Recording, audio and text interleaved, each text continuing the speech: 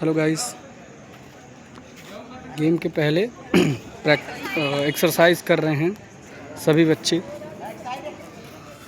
अभी लगातार 10 मिनट की रनिंग के बाद ये एक्सरसाइज स्टार्ट है, जिसमें कबड्डी और खो खो के सभी प्लेयर हैं।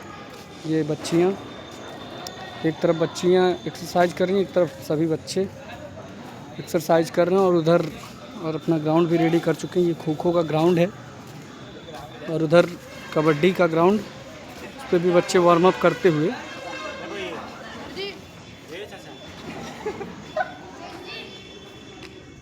सभी वार्म अप पे हैं, ग्राउंड भी रेडी है प्रैक्टिस के लिए, वार्म अप कर रहे हैं।